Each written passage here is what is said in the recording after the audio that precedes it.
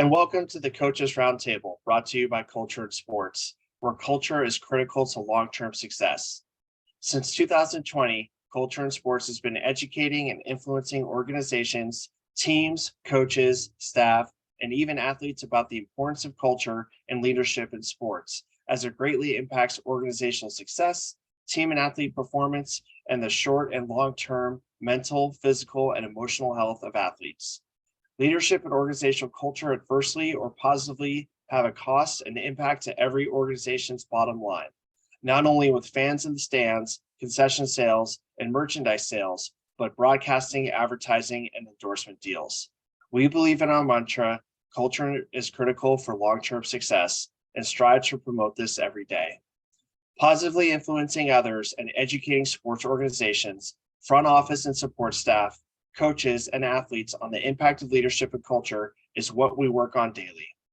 I'm your host, Jeremy Piasecki, and I would like to introduce our Coaches Roundtable.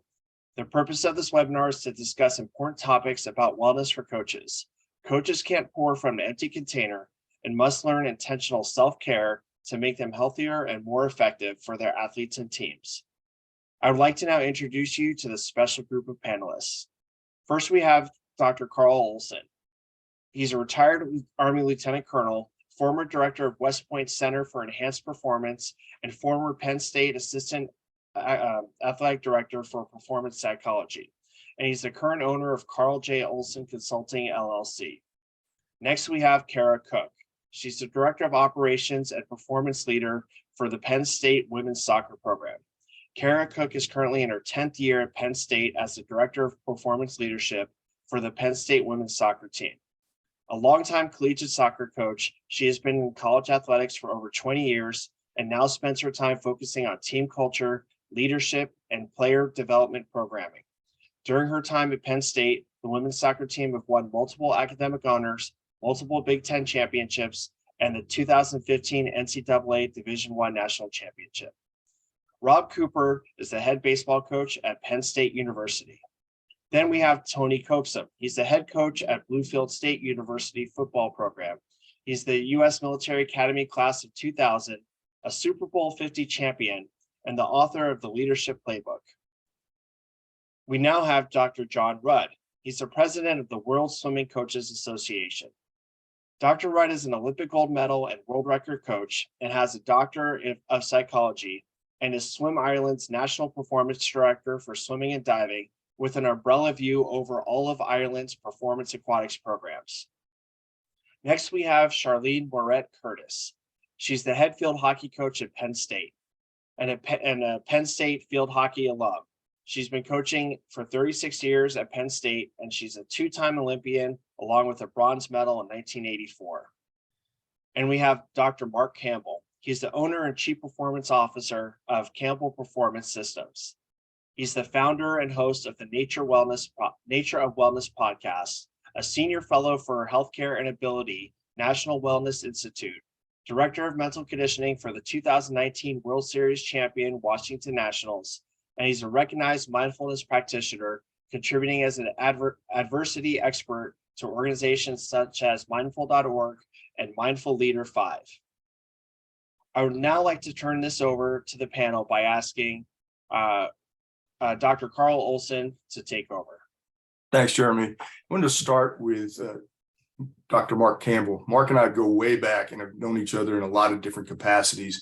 And one of the things that's been fascinating in following your career, Mark, is the way that you have bounced back and forth between theory and practice and brought, especially in the wellness space, not only brought wellness onto a bigger stage and also out into the public with the Nature Wellness podcast, which is awesome, by the way. Also, the way that you've contributed your expertise in both the private sector and within government, and then obviously within professional sport as well. So if you could start by kind of talking about your big picture umbrella view of wellness, its importance, and how you have blended theory and application, that would be great. Thank you, Carl. First of all, I'd like to say it's an honor to be on this panel. This is a huge resume on the screen right now, so that's try not to be intimidated. Honestly, I've had the chance to work at every level of competition with some of the most incredible athletes on the planet, some of the most amazing coaches on the planet. Wellness is an important concept that is often misunderstood or misrepresented. But it's the foundation of everything I've done professionally. My background, I'm a massage therapist, have degrees in exercise science and sports medicine. I've worked as an athletic trainer at all levels of competition. I have a degree in master's in sport and exercise psychology, and my PhD in health promotion and wellness, which is an umbrella for all of those other areas. And it allows me to look through a bunch of different lenses when I create programs and work with individuals and organizations. And I've had the chance to work with some amazing teams focused on the entire athlete or the entire service member, the entire individual. I was the master trainer for the Army's performance psychology program. That's where Carl and I met.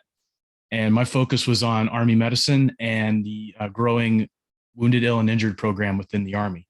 And that was a turning point for me in my career, because I really started seeing how all of these different aspects of my background and working with different providers really ensured that the entire soldier, the entire family member, the entire cadre and staff, the entire person was addressed. And we like to say back in the day that every time you overlap a safety net, those holes get smaller and smaller, and it becomes harder for somebody to fall through. So really addressing the whole person was paramount in all of the work that we did. I had a chance to work with people, amazing leaders like Carl, who really got it. They understood that part of the mission. We had a great Surgeon General at the time who was a nurse, the first nurse as Surgeon General of the Army.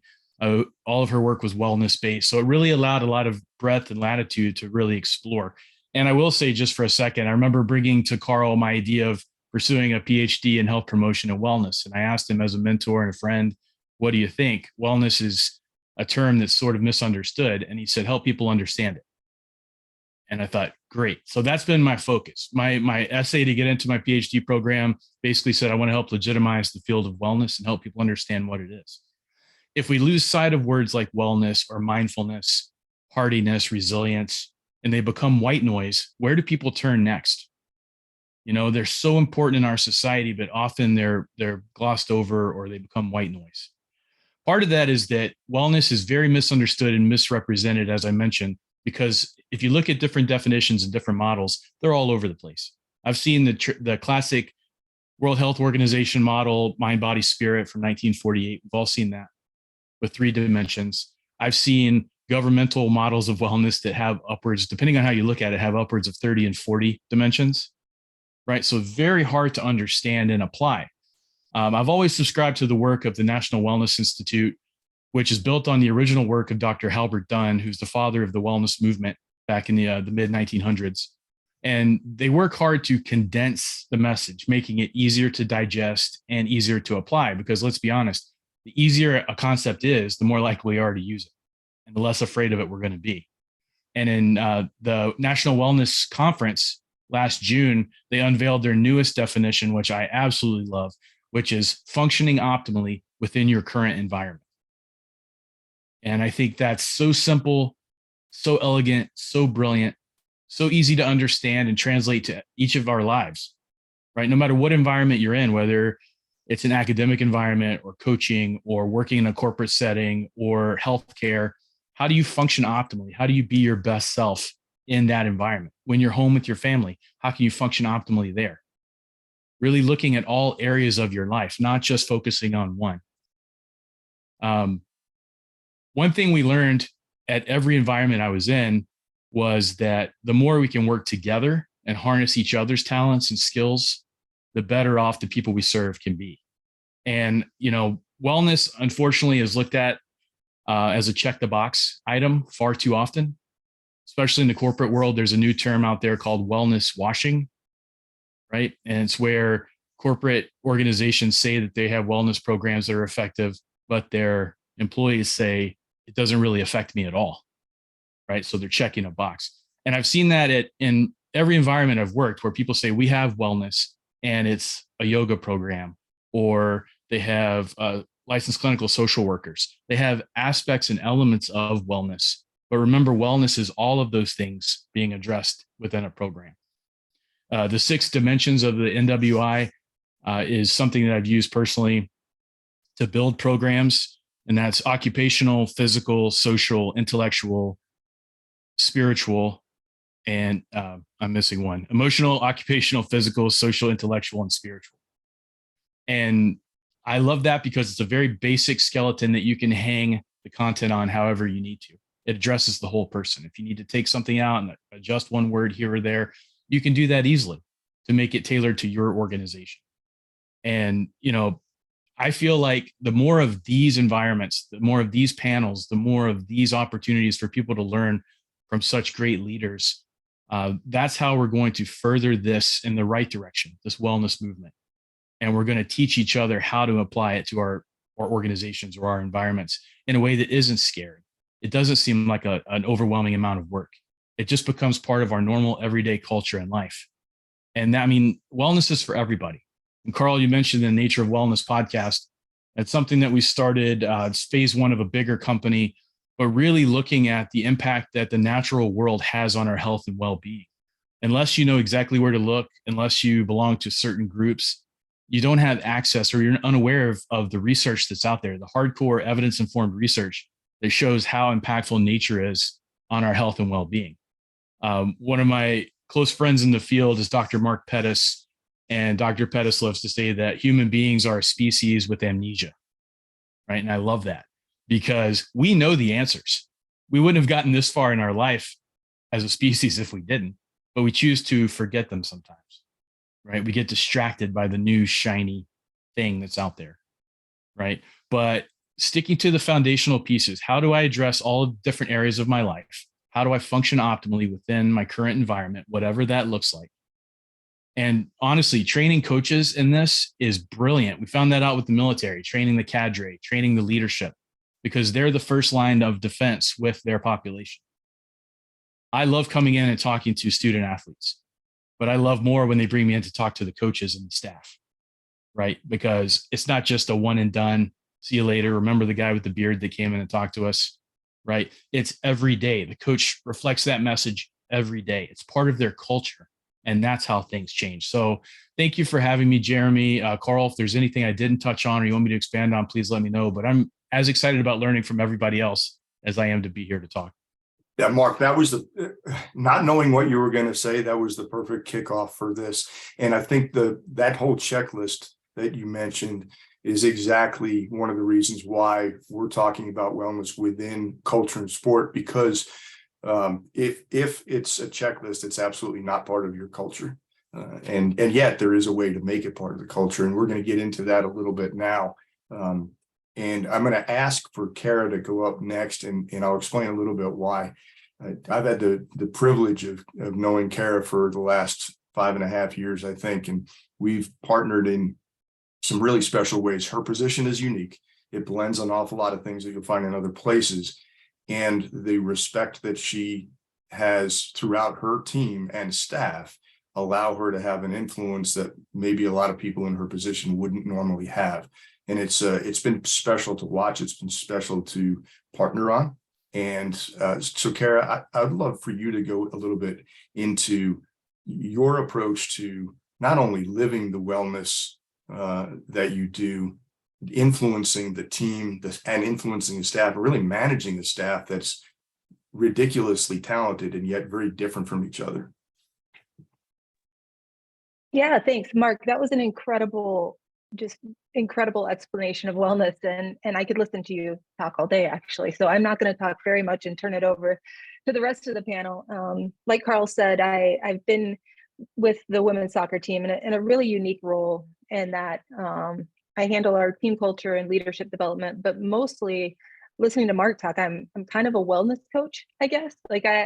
Carl once told me that I didn't have to have all the answers. I just needed to help connect people to those who did have the answers. And that's very much how we approach our programming and really wellness here with our team. I'm the jack of all trades and master of none, essentially, is my role. But I kind of think of it in three terms. I first and foremost, we are a player-centered program and really focus on their development as human beings, not just athletes, and their top performers, elite performers, perfectionists. And so wellness is a massive emphasis for us, just to help them balance kind of that work-life balance for lack of a better term. And then really in the past few years, the staff side of that has become paramount. I think anyone in the coaching profession over any, like I'm now 20 plus years, I know Shar can relate to this as well. If you want to have longevity in this profession, you've got to find a way to manage all of those different areas of your life so you can perform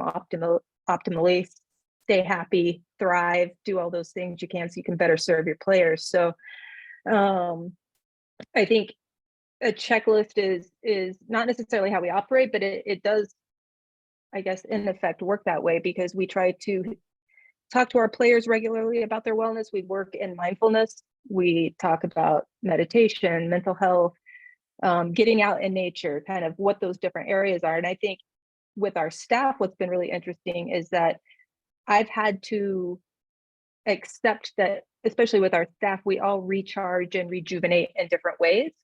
Like the way our head coach recharges and addresses her wellness is really different from what I need and how I recharge. And instead of saying, everyone take the day off and turn your computers off and get into nature, it's not a one size fits all, and really helping connect the dots for the, who needs different things. And then that trickles down to our players and really connecting with them one-on-one and helping them find the different resources and areas they need to address so that they can be at their best. And literally our mission statement is to help our athletes become the best version of themselves, Mark. So that was a great nugget. And then my job really is to try to help them connect the dots and explore those different areas and manage that so they can really perform at a high level and be happy and healthy and elite. And it is just a way of life for us. But I think the overarching thing that I've taken just from my experience is it has to be intentional. And you really have to prioritize those things on a daily basis. They don't just happen. And that can be challenging, especially when you're in the grind and you need to win and you're stressed and it really takes some intentionality and but has always proven worth it. And Carl, I don't know if I encompassed that very well, but that's kind of where my mind went with it. Yeah, well, you absolutely live this every day, and I think there's a nuance in the checklist piece that I want to come back to for a second, because where Mark was addressing the checklist, it was very clear that was eyewash, right? We're going to pretend we have programs and services by putting it on a checklist. We have it, we can check it off.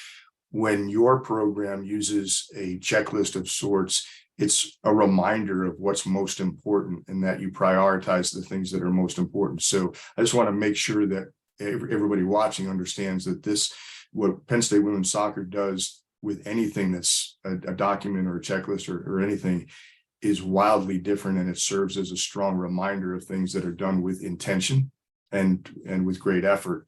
I am going to put you on the spot for a second, because there's been a couple of things that happened during the shutdown when we all had to figure out what Zoom was and how to operate within that space and so forth. And then in the middle of all of that, we have so many of these social injustice issues that ended up becoming more prevalent, I guess, or at least more obvious. Your program did some things very intentionally, leveraging Zoom and leveraging outside resources that either directly or indirectly influence the wellness of your team. Can you touch on that for a moment?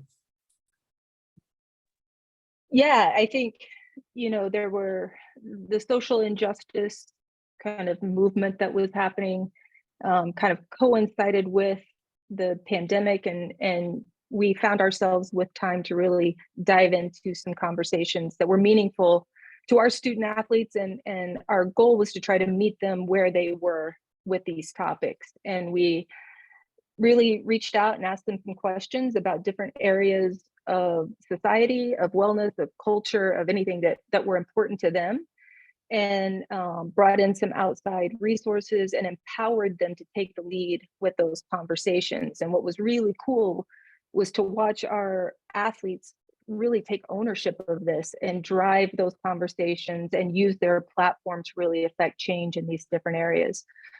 This past season, we had an athlete, Catherine Asman, who really took the lead with mental health, and we took the platform with Mental Health Matters, and made that our initiative for the year. And it's been incredible, just the response how we set that up, and she ran with it and really created a connection with our community, with other athletes, just to share the importance of mental health and how to connect with resources. And I think that's been one of the most rewarding and exciting evolutions in my position, and with our entire coaching staff, is helping connect our athletes in that way so that they can grow and evolve as humans, but also use their platform to reach others and really impact the Penn State community, the local community, and really the athletic community as a whole.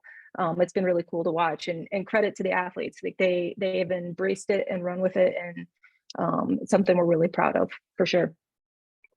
Yeah, and again, I apologize, I put you on the spot on that. We didn't talk about bringing that topic up. I just thought it was so important based on the flow that we have going so far. Clearly, when you listen to Kara, I can listen to Kara all day long, the way that she talks about her team and what she does with that team. I think obviously your athletes are very special. The staff has to empower that. And you talked about the empowerment piece of it. For everybody's benefit, I have the pleasure of staying connected with several alum of that program who are playing professionally right now. And every one of them credits the staff in general, head coach, obviously, but also Kara for setting conditions for them to grow and then take ownership of stuff. So thank you for sharing that, Kara. So we've talked about the power of coaches and the importance of coaches here. We're going to shift gears, and the next three participants are all sitting head coaches right now, which I have the pleasure of knowing quite well. And we're going to start with Rob Cooper, our baseball coach, who I've now known, like, I was doing some work with you 2 years before I even came into the athletic department, just as a friend.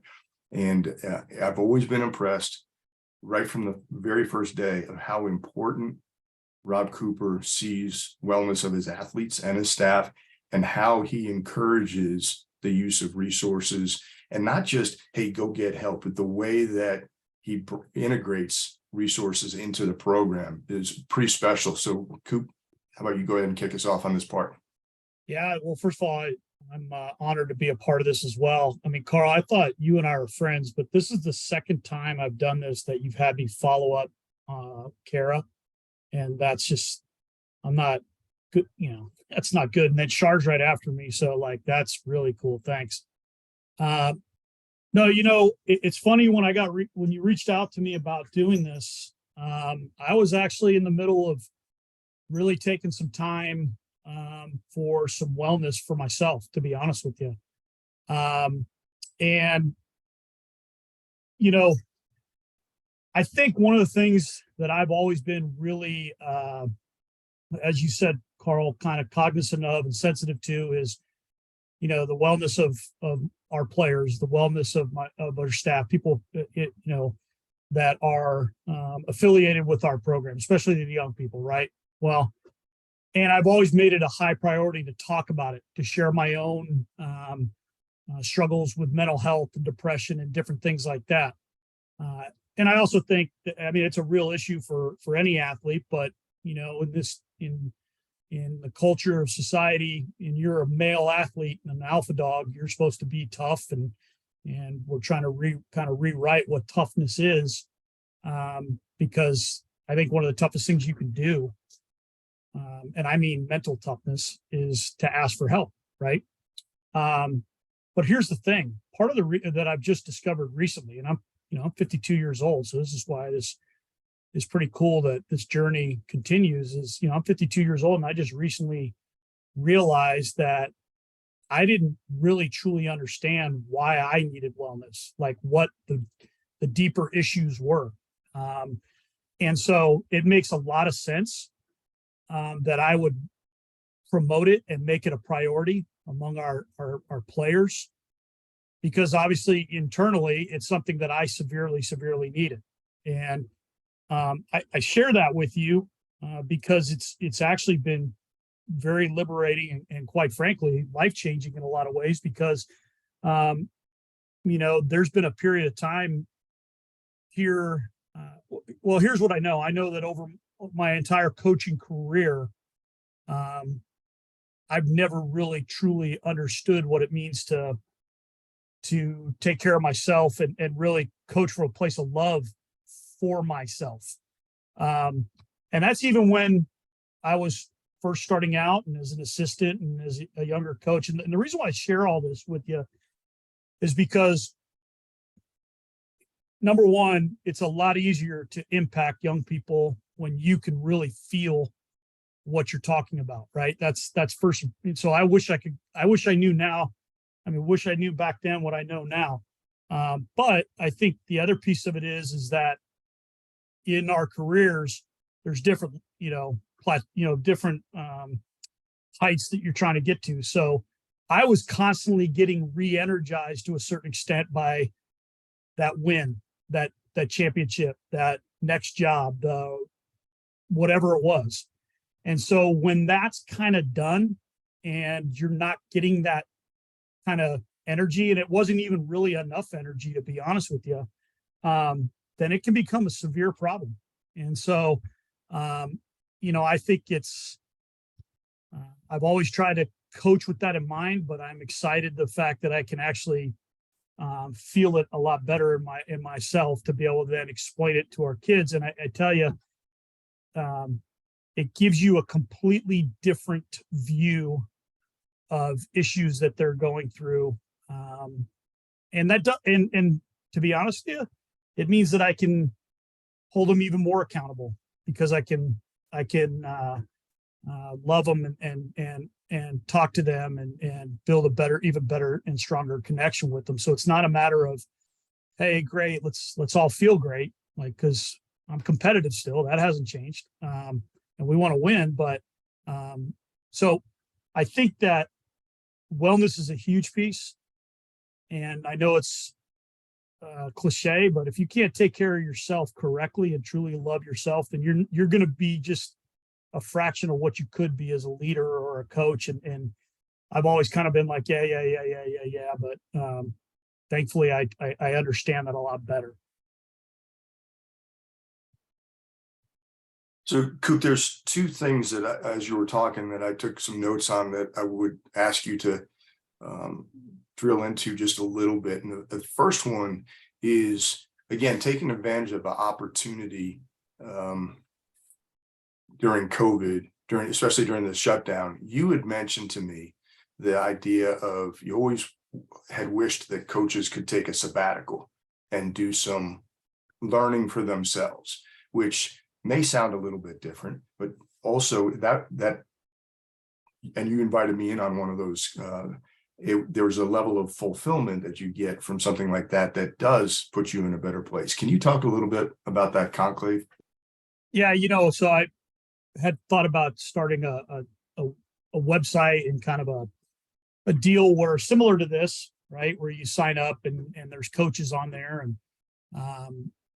but I've always kind of felt like, as a coach, it'd be great if you could take a sabbatical, come back to your job after that year. But,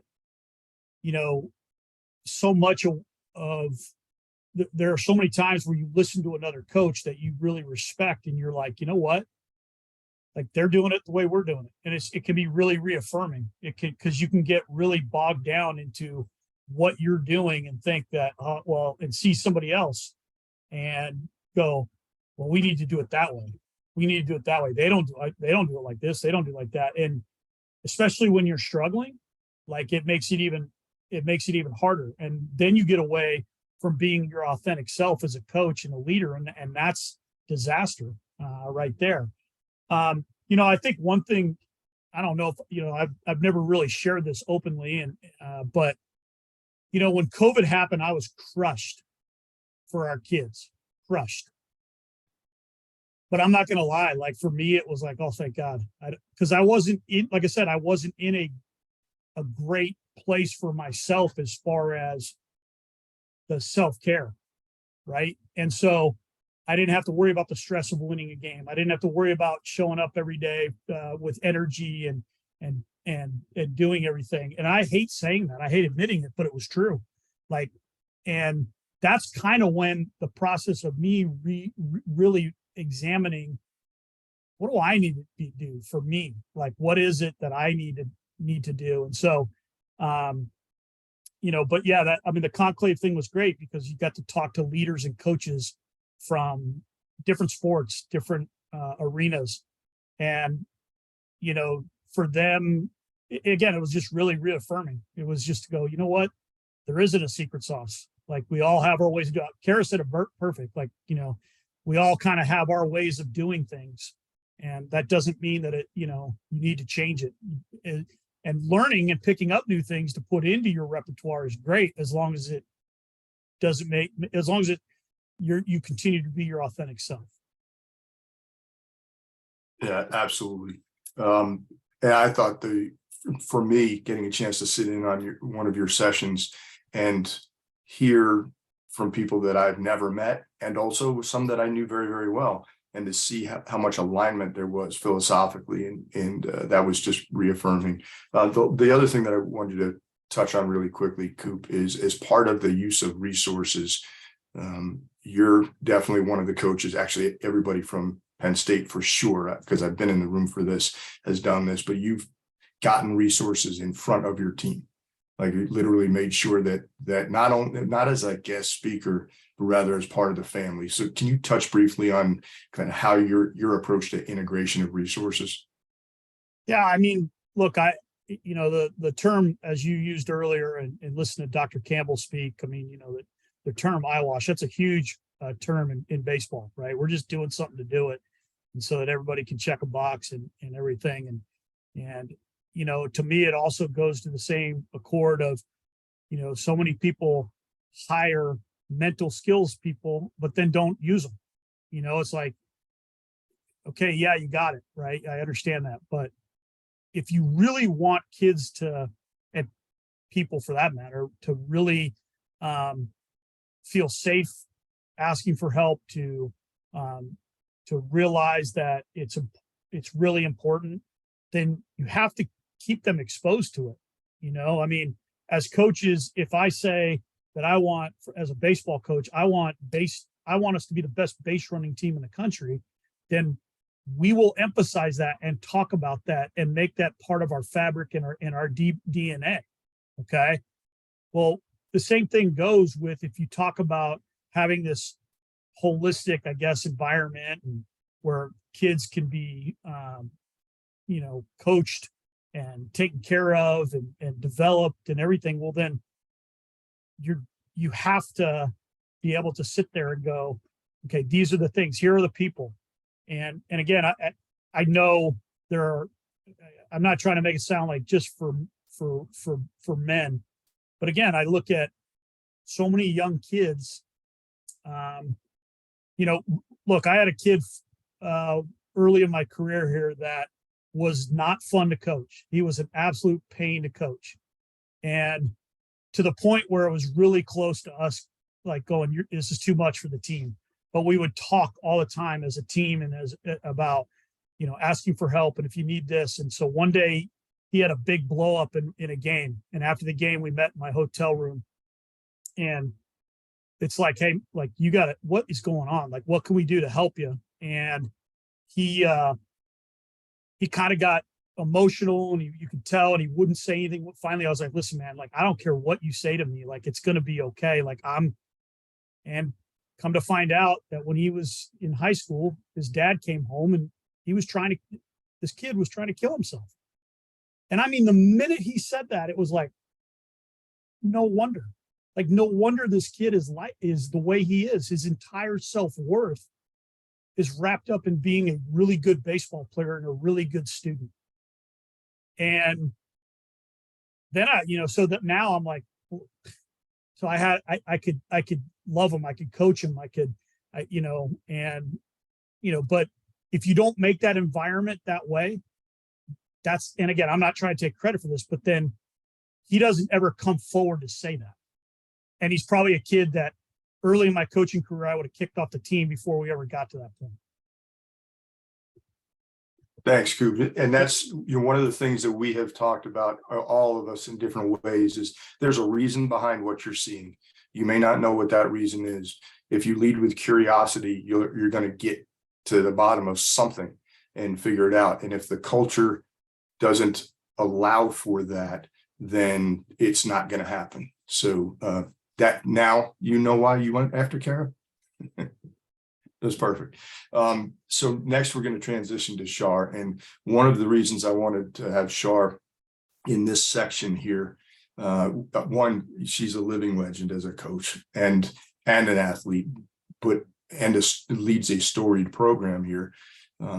I was blown away when I met Shar during my interview, and I want to work with this woman. Like, there's something really special here. She pulled me in as a member of the family, the field hockey family, faster than I ever could have imagined. And then for 5 years, and past that, for 5.5 years now, has continued to treat me as part of the family, as a resource. And the thing that, as we got to know each other really well, that just really jumped out at me is not only does Shar live her own wellness, but she encourage her athletes to do likewise. She carves out space very intentionally, whether it's cutting back on practice or making it something available, or if there's a speaker on campus or something. Like, Shar goes out of her way to make sure that her student athletes can actually be students while they're being athletes and live a university experience. So with that, Shar, I'd love for you to take us through like your view of wellness for you, your staff, your team, and how and why you approach things the way you do. Thanks, Carl. And again, I'm in awe of everybody on this panel. What I'm so excited about is what I'm learning today. Thinking not what I'm able to give, but what I'm learning today has just been incredible from all the speakers we've heard before, and looking forward to the ones after me. I grew up in a big family. I'm from outside of Philly, and Delco girl, and wellness to me was getting out in the street, playing street hockey with my brothers. It was going to the swimming pool, riding my bike. It was playing basketball, whatever it was. To me, being outside was probably because I was a pain in the neck to my mother, that she wanted to get me outside. I was always fighting with my brothers, but just always had that sense of being active, I would say. Fortunately, I had the opportunity to come to Penn State as a student athlete. And I never remember a bad day in my 4 years of being a student athlete at Penn State. I played field hockey and lacrosse. We had a trimester system where we played field hockey in the fall, probably had about 12 games. We did nothing in the winter, maybe start getting ready for lacrosse. We did a lacrosse season in the spring. Summer, off we went. I was like a lifeguard, whatever I started doing. I then, my junior year, I made the U.S. field hockey team and was fortunate to travel around the world and to, be in a position to compete in the 1980 Olympics. And unfortunately, we went through that boycott situation, which was devastating. Came back for the 84 season. I coached a little bit at Old Dominion. I was assistant coach at Old Dominion. But then I really started honing in on, when we wanted to win a medal in 1984. And that's where I got in trouble a little bit personally. I love to train, I love to run, and I just did it too much. And I did not realize that I really wasn't helping myself. I wasn't at that place where it was just, I kept driving myself to be better, to be faster, to be thinner. And that's where I really, when I look back now, there wasn't such a thing as an eating disorder. There wasn't anything like that. We were fortunate that we did have a sports psychologist in LA when we went to the Olympics. Ken Ravizza was a very, very good friend of Carl's, and I love Ken as well. We really, really miss Ken. And then when I became a head coach, I really just thought about how can I make these players' life in college similar to my experience at Penn State, not, never really having a bad day. This world has gotten crazy, more so each year. I've been coaching for decades. I'm now a full-fledged senior citizen, but what I don't lose in my coaching philosophy in my own life is definitely finding my time, allowing them to find their time. And my problem with athletics, the collegiate level, is I really feel that we just overschedule these kids. And that's the last thing that I want to do here at Penn State. I want to make sure that they have time to see those speakers on campus. They get to the Arboretum, they climb Mount Nittany. When we are in our off season, it's our off season. They don't need to be practicing on weekends. I want them to embrace as much as they can about Penn State. When the season is over, you can find me on a beach with an umbrella drink. That's where I'm going. And I tell the players the same thing. It's been a grind. The past 3 months have been a grind. Find time to just decompress. And that's what I do. But there are times throughout the season where we go through stressful moments, like Coop, what you're talking about, like me too. And I remember during COVID, it was a bad, dark day for me. I had lost a really good buddy in the profession. We were dealing with the COVID situation. And I remember going into the meeting with the team, and I just said, does anybody have a string of bad days? Is anybody going through a string of bad days? Because I am. And everybody's hand went up. And I'm like, just so you know, everybody goes through that. You're not alone going through that. So again, one thing I did during COVID was give them books to read. I don't think college kids read. So I found these books, all empowering women that, could motivate them. It was like the Robin Roberts, it was Michelle Obama, but then it was like some heroine during World War II that, got across the enemy lines, but just giving them some inspirational reads and allowing them to have that time to slow things down. And that's really how I live my life. Like we did a thing with mindfulness with the team. We have our academic advisor, our faculty advisor come in and did some mindfulness. And I did it with them. It was a lot of fun. It's not a long time. So this year we're playing for in the NCAA tournament. We're going to play the quarterfinal game to get to the Final Four, and gave them a speech in the locker room. And I ran out. We were playing in Michigan, forgot my vest, and usually like after I run out, they'll do their dancing. And I forgot my vest. I ran back in the locker room and it was quiet. It was quiet. They were practicing mindfulness on their own. No one told them to do it. And here I'm like disrupting them, trying to get my vest. But it was like, I walked out and yes, they learned something. They learned something. And I think that you just, with my athletes, make time for yourself, make time for your friends. They see me do that. They meet my friends. I just think it's so important to have that balance in their life and not overthink that if you do this, it's going to make you that elite. You have to do this, you have to do this, you have to do this. No, spend the time, be intentional when you're at practice, be committed to that time, be committed to your academics, and then find your time. It's that simple to me. I think the thing that's so special about Penn State field hockey is that your athletes do what they're taught and they take ownership of it. That's a great example of it. And there's so many other examples, but since we're close on time, I'm going to go ahead and keep us moving for right now. Thank you so much, Shar. Char's one of my role models. I learn from her every time I see her. I'm going to switch gears to Tony now. So Tony's sitting head coach for Bluefield State football, but I knew Tony long time ago, longer than anybody on here. I think we met in 1996 when Tony was a cadet at West Point and an Army football player, and I followed his career through every stop along the way. Army, obviously in the Army, then coaching in different places, being an assistant coach, coaching in the NFL for a couple of different teams, and now getting an opportunity to be a head coach. With all of those different levels of experiences, Tony, from player to the NFL and now to being a head coach, what's your lens on the wellness and best practices or things that you've prioritized as a coach? Yeah, Carl, thanks again for getting me there. And as you know, it's still odd for me to call you Carl. So I'm still working on that. I don't like to get you mad at me calling you sir all the time. But I'm very humbled to be a part of this. By far, I barely got through West Point, show all these doctors on here. So I'm very humbled to be on here. The biggest thing is, going through everything I learned from, like you said, being a cadet, so much I learned from you, just the sports psychology piece. Again, I'm just a country boy from Charleston, South Carolina, and got in from military background, didn't play football in high school, but I was a track guy, and the good Lord blessed me with a lot of ability to run fast and jump high and be coachable.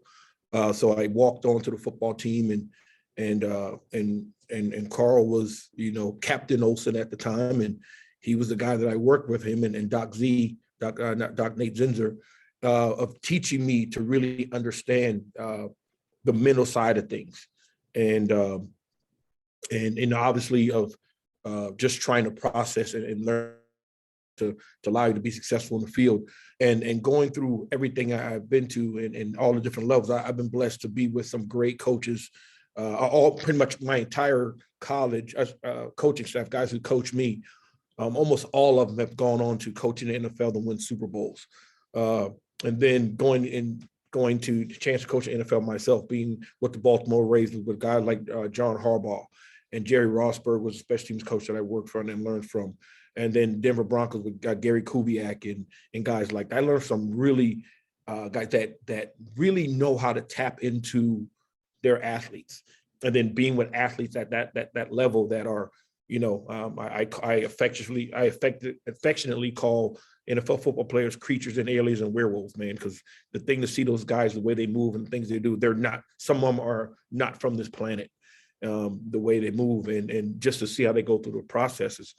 And I was able to bring all those things around and use them not only in my leadership style, but to use them to work with the young people that I work with here at Bluefield State. And it's a very unique opportunity being that this was a program that had shut down back in 1980, and we restarted the program. So it was literally building a program from scratch. The only thing that was here when we got here was a stadium. We didn't have a cone, much less a football.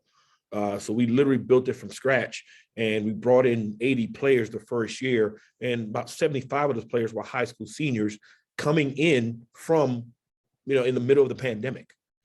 So I was at University of Northern Colorado when the pandemic hit, and again, being on a panel to kind of go through all the things that everybody dealing with the pandemic and being with the social injustice things, learned a lot doing that, and then coming in the situation here, recruiting a team that had bringing high school freshmen in to college, where we all know coming into college for the first time in normal circumstances is an adjustment.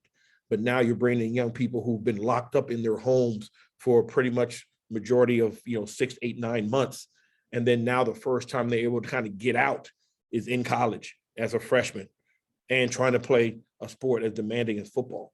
It was a wild experience, and so going through and seeing everything that these guys go through, and I think one of the biggest kind of issues that I see in higher education is that I think a lot of people in higher education, they forgot what it was to be 17, 18, 19 years old. And they expect these kids to come in and be already where they're supposed to be. And us as coaches, we understand that you recruit someone, they're coming on your team, and you have a profile for them. You know they're not necessarily going to be there yet. So it's our job to get them to where that point is when it comes to the athletic ability that they have and the potential we see them. And so I think that weighs on these kids a little bit, because now they have the mindset that, hey, I have to be perfect. And just the way social media works now and everything, and particularly in football, it's instant gratification. And if you're not performing at the level that you did in high school, then there's something wrong with you. And that can wear on these young people. And my biggest thing, I try to de-escalate that as much as possible. I try to pull a lot of that off. I'm very vulnerable around them. Carl knows I'm a very emotional person. I tell my guys all the time, hey, within 2 weeks of you being on campus here, you're going to see me cry. It is what it is. I'm that emotional, and I let them know my mistakes. I let them know that my first semester at West Point, I had a 1.3 GPA. And when I went on for Christmas, I thought they weren't even going to allow me to come back to pick up my stuff. They were going to ship it back, say, you don't belong here. We screwed up. Get this guy the hell away from us. He's going to ruin the entire reputation of our establishment. But they gave me a chance, and I worked through it, and I got through. So I kind of peel back some of those layers to let these kids know, hey, we all make mistakes. I still make mistakes. And but just learn to be accountable to your mistakes. And yes, when you make mistakes, I'm going to correct them. But it pulls some of those layers away, so they know, hey, I don't have to be perfect all the time. And going to when you're talking about with your coaching staff and the way I'm not, and football is one of those sports where the mindset and the attitude is, if you're not putting 16, 18 hours a day as a coach, you're not really coaching, and you're taking shortcuts. And I don't believe in that. It's like, get your work and get out, get your work done. I make sure our guys know, hey, I don't want you just sitting at your desk to be sitting at your desk. A lot of times, if you're putting in, certainly if you're in there 2-3 o'clock in the morning, you're probably doing too much. You're not very good managing your time. So I really focused on our guys to make sure they have those things. I've had, in these 2 years of being a head coach, I've had so much stuff go on, from players losing family members and friends, whether it be COVID or to gang violence or things that, and whatever, and even coaching staffs, things, tragedies of losing children, and unborn children and things like that. We make sure we peel back on that and let guys go. And again, the same thing that you said, Char, I've done it myself, and within my first year, one of my cousins, she passed away due to COVID. And it was in the middle, we were having a ceremony, the funeral service back home in the middle of our week, and a game week. And I decided to stay with my guys. And that morning, it was a Thursday, that morning, the funeral, I'm thinking about it and I'm emotional. And I told my guys, I said, hey fellas, I need you guys today. I'm here with you because I'm dedicated to you and what we got to get done. But honestly, my mind is somewhere else. My mind is with my family right now. And I'm breaking down and crying right before practice to let them know, hey, I'm hurting, but I need you guys to get me through it.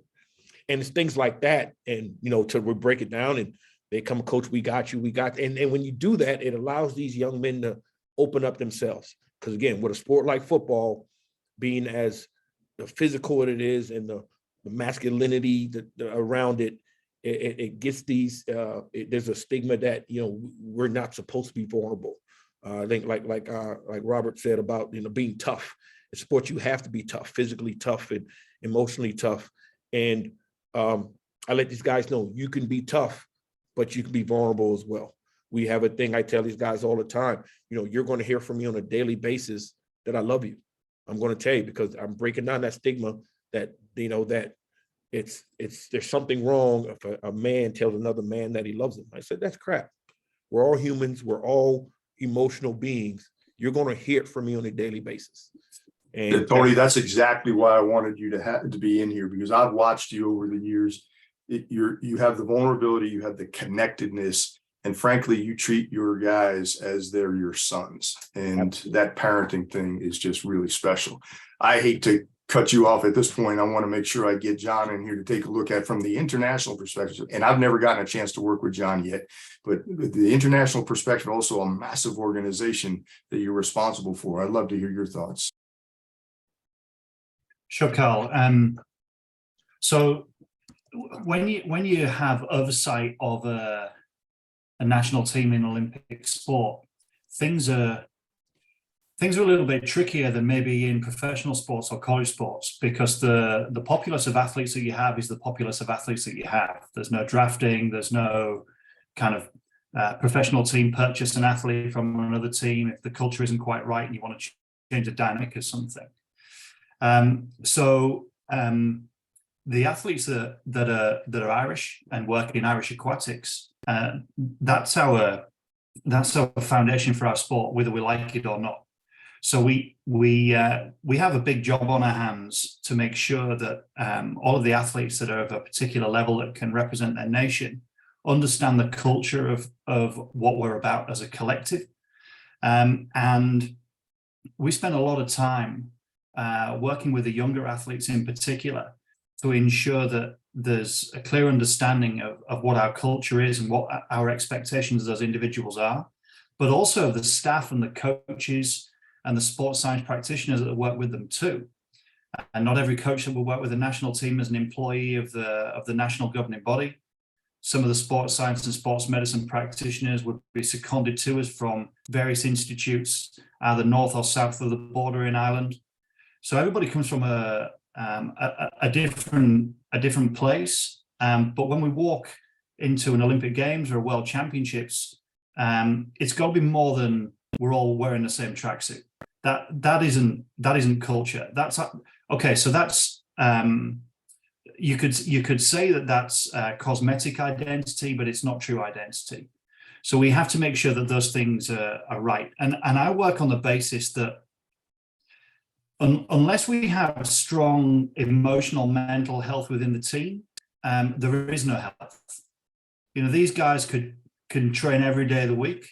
And in the case of swimmers, they're training twice a day, maybe 3 or 4 times a week in the gym.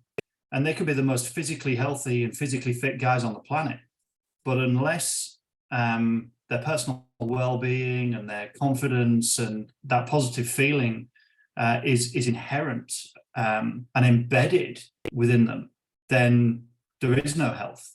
You then have something that absolutely is broken, but you wouldn't necessarily know it because it looks so physically fit from the outside.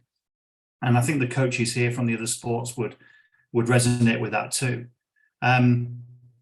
So, you know, the sense of developing optimism within athletes and the interactions that they have, not just with the coaches, but other relationships in their life. There's a holistic piece here that has to be done that without becoming intrusive. It's important that those aspects are the athletes are comfortable in speaking about those things, because what I absolutely believe is that we have no problem in speaking about physical injury. There is no problem there. Athletes can talk about that really openly. It doesn't matter your gender or your age or your background. Nobody will have a problem coming in and telling you that they've got a sore knee or their shoulder's painful. But there's a real challenge and a taboo around speaking about the equivalent, i.e. mental injury or something that's going on between the ears. And we haven't broken that down yet in 21st century society. And until we get to that place where it's more safe and felt to be more safe around talking about mental trauma, the equivalent of physical trauma, then we got a problem.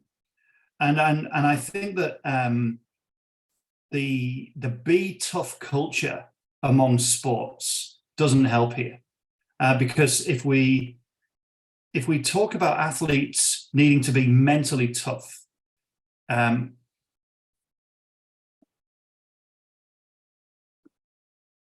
okay, no problem. I'm just reading a message there from Jeremy. Yeah, if we talk about athletes needing to be mentally tough, and we don't use smarter words like resilience or hardiness, right? If we talk about that kind of thing, and we live in the 80s and the 90s telling athletes to be tough, mentally tough, then the implied opposite is being mentally weak. And that's not a good place for us to work with in terms of high-performing athletes.